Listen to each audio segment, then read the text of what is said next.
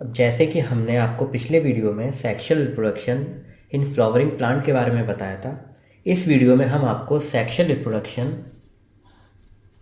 In human के बारे में बताएंगे। तो एक्चुअली सेक्सुअल रिप्रोडक्शन होता क्या है? तो when male and female gametes fuse together to form new individual which contain characteristics of both the parents is called sexual reproduction। तो बेसिकली सेक्सुअल रिप्रोडक्शन होता क्या है? इसमें क्या होता है कि एक मेल गैमेट होता है, एक फीमेल गैमेट होता है। तो ये एक मेल गैमेट और फीमेल गैमेट आपस में फ्यूज हो जाते हैं by the process of fertilisation to form एक न्यू इंडिविजुअल फॉर्म होता है जिसके अंदर दोनों पेरेंट्सों के कैरेक्टरिस्टिक्स होते हैं। तो इस प्रोसेस को हम सेक्सुअल रिप्रोडक्शन कहते हैं।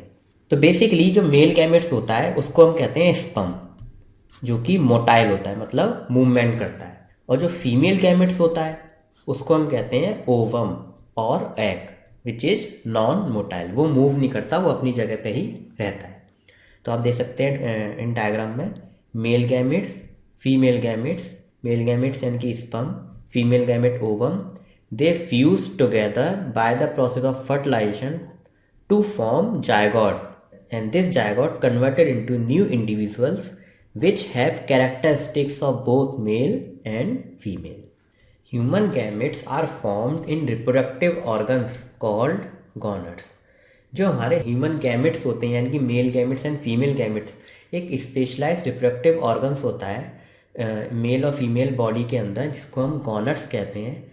उनके अंदर गैमेट्स फॉर्म होते हैं। जैसे कि हमारा पहला है मेल गॉनड यानी कि मेल रिप्रोडक्टिव ऑर्गन, जो कि हमारा टेस्टिस है। यही टेस्टिस मेल गैमेट बनाता है विच इज कॉल्ड स्पर्म। ऐसे ऐसे ही फीमेल गॉनड और फीमेल रिप्रोडक्टिव ऑर्गन कौन सा है? हमारा ओवरी।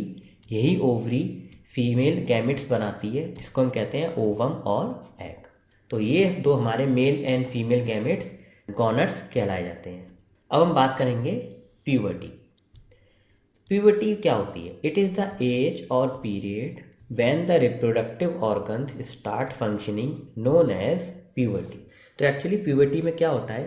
प्यूबर्टी एक एज पीरियड होता है, और एक एज होती है और एक पीरियड आप कह सकते हैं इन ह्यूमंस में, मेल और फीमेल्स के अंदर, जिस समय पे जो मेल और फीमेल रिप्रोडक्टिव ऑर्गन्स होते हैं उनकी फंक्शनिंग स्टार्ट होती है। और आप देख सकते हैं मेल के अंदर जो puberty attain at the age of 13 to 14 years. Male के अंदर जो प्यूबर्टी की एज होती है वो करीब कितनी होती है? 13 या 14 साल की उम्र में प्यूबर्टी की एज आ जाती है। और इसी 13 या 14 साल की उम्र में जो मेल रिप्रोडक्टिव ऑर्गन्स होते हैं उनकी फंक्शनिंग स्टार्ट हो जाती है। ऐसे ही फीमेल में puberty attain at the age of 10 to 12 years. Actually ऐसे ही फीमेल में जो प्यूबर्टी की एज होती है वो 10 to 12 ईयर्स होती है। और जब ये प्यूबर्टी की एज अटेन हो जाती है उस समय पे फीमेल रिप्रोडक्टिव ऑर्गन्स की जो फंक्शनिंग आती है वो स्टार्ट हो जाती है। तो आप देख सकते हैं जो फीमेल के अंदर प्यूबर्टी की एज जल्दी आती है as compare to male. When puberty age attains the reproductive organ start functioning, as a result secondary sexual characters develop all around the body. तो जब क्या होता है, जब प्यूबर्टी की एज आ जाती है मेल और फीमेल्स के अंदर, तो उस समय पे जो रिप्रोडक्टिव ऑर्गन्स होते हैं इन दोनों मेल और फीमेल्स के अंदर उनकी फंक्शनिंग स्टार्ट हो जाती है। उसी वजह से मेल और फीमेल के अंदर सेकेंडरी सेक्शुअल कैरेक्टर डेवलप होना शुरू हो जाते हैं उनकी ऑल अराउंड द बॉडी।